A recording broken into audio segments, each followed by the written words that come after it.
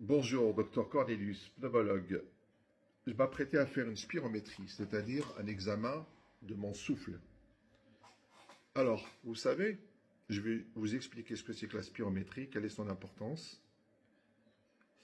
Et je vais vous dire déjà que c'est un test simple, pratique, qui dure quelques minutes. Vous savez, les gens prennent assez souvent soin de leur santé. Ils font des mesures de leur tension artérielle chez le médecin ou bien des automesures.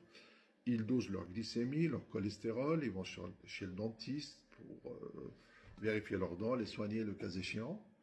Mais est-ce qu'ils pensent à la santé de leurs poumons? Ah. Eh bien, la spirométrie est un examen facile à faire, un test simple qui mesure votre capacité pulmonaire ou votre capacité à respirer et qui peut aider au diagnostic de différentes pathologies, aux différentes maladies respiratoires ou pulmonaires. Alors bien sûr, ce n'est pas tout le monde qui en a besoin. La question, c'est quand demander à son médecin un test de spirométrie?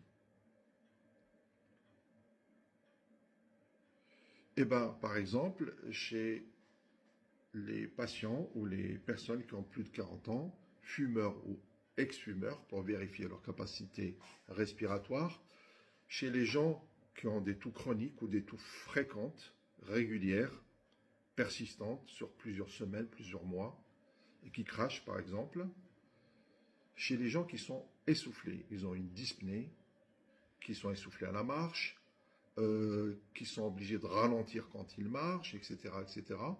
Chez des gens qui font souvent des infections bronchiques ou des bronchites à répétition, hivernales par exemple.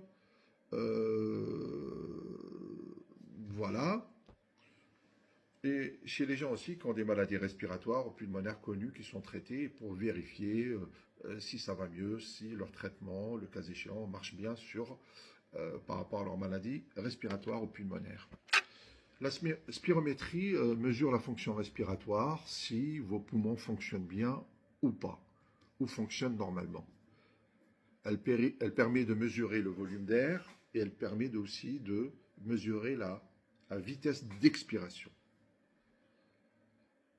Ce test permet de faire des diagnostics de maladies respiratoires telles que l'asthme, par exemple, telles que des maladies pulmonaires comme la BPCO, la bronchopneumopathie chronique obstructive, telles que des maladies qui touchent